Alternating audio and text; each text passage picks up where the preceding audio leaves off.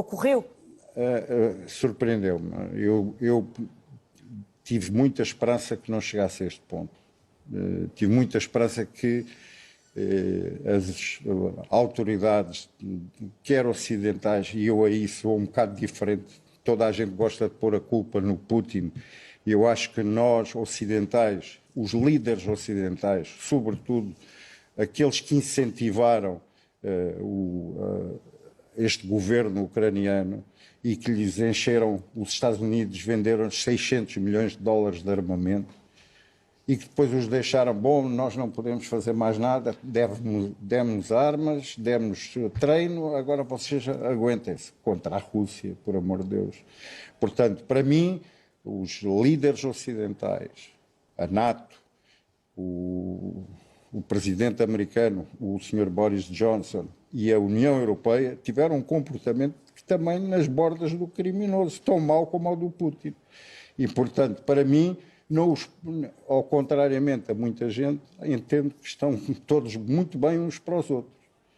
Eu surpreendeu-me porque pensei que o Sr. Putin ia defender aquela gente das duas repúblicas separatistas. Mas isso foi uma surpresa porque se calhar sou um bocado ingênuo em termos geoestratégicos do que se passa. Agora, o início deste conflito, então no momento em que o presidente Putin fez o discurso dele, até esse momento eu sempre pensei que iam aceitar algumas das condições que ele tinha posto. Porque agora parece-lhe impossível que haja aqui uma Parece-me muito difícil. Eu acho piada que agora falem muito nos famosos acordos de Minsk. Durante 8 anos andou-se a insistir do lado russo para que os acordos de Minsk fossem cumpridos e a França e a Alemanha, que foram testemunhas dessa assinatura, nunca fizeram pressão nenhuma sobre a Ucrânia para cumprir a sua parte dos acordos de Minsk. Agora, o presidente Macron já tinha começado a falar nos acordos de Minsk, mas era tarde e ainda estava morta, porque já tinha começado o conflito. Portanto, quando era preciso cumprir os acordos de Minsk, há 8 anos atrás, tinha o problema desaparecido. Quanto a mim, penso eu. Dizem-me, não, o Putin sempre queria fazer isso. Tudo bem, mas isso é especulação.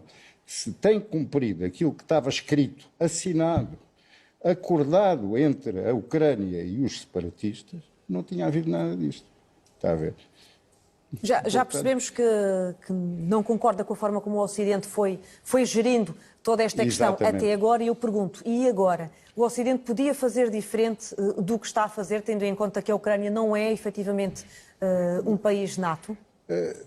Qual é a alternativa? Entrarmos em guerra com a Rússia?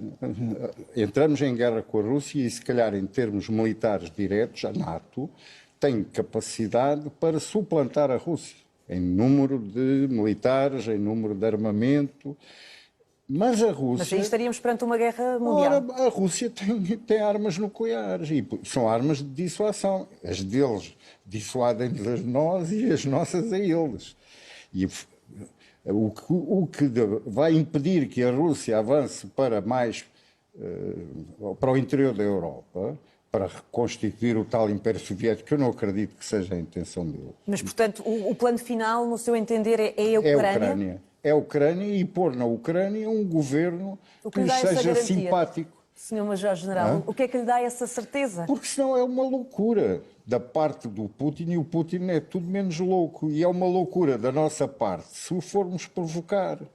Porque quando há pessoas que têm nas mãos armas nucleares, essas pessoas têm que ter um bocadinho de, sei lá, cabeça fria, não ferverem pouca água, pensar nas populações. Eu acho que todos são uns criminosos quando vejo aquelas imagens das pessoas a fugirem das suas casas, a ficarem com a sua vida completamente destruída. Eu fico até com raiva, mas com raiva de todos, não é só do Putin. É tudo muito bonito agora, o Ocidente lava a sua consciência, diz o homem é um fascínora, é mau. Não!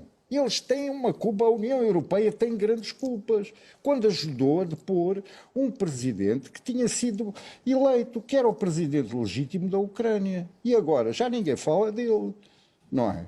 Mas quem é que ajudou a depor o Yanukovych? foram os Estados Unidos e foi a União Europeia. A senhora Catherine Ashton foi para as manifestações em Kiev. Agora não, o mau é o Putin, por amor de Deus. Quer dizer, quem é que pôs lá este governo? Mas este governo foi eleito democraticamente. Foi. E os 8 milhões de russos que não votaram? Sr. Major-General, mas não invalida que tenha cercado um país inteiro e que tenha colocado tropas e que uma tenha invadido vergonha. esse país? É uma vergonha. Não tenho dúvidas. Para As mim culpas também são é repartidas. inaceitável As culpas que se são- ataque um país. Mas as culpas não são só dele. No meu entender, quando o puseram num beco sem saída, o que é que ele fazia a seguir? Tinha que atacar a Ucrânia, obviamente. Portanto, O sentiu-se que é que fazia? ameaçado, sentiu-se Perdia a ameaçado. perdia a face, voltava atrás, no dia a seguir punham-no na rua do Kremlin também. Portanto, quando se põe uma pessoa destas, sem saída, porque foi a situação que aconteceu, não senhor, ele exigia que a Ucrânia... Não entrasse para a NATO. Exatamente.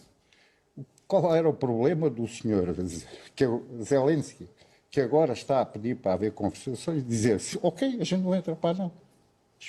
Expliquem-me lá, qual era a dificuldade dele dizer isso? Ele não pode entrar para a NATO. Assumia perante outro Estado, que não é, ou seja, a Ucrânia é um Estado soberano, portanto estaria a assumir perante a Rússia que estava a fazer uma cedência. Claro, e a Rússia estava também a fazer uma cedência, não é?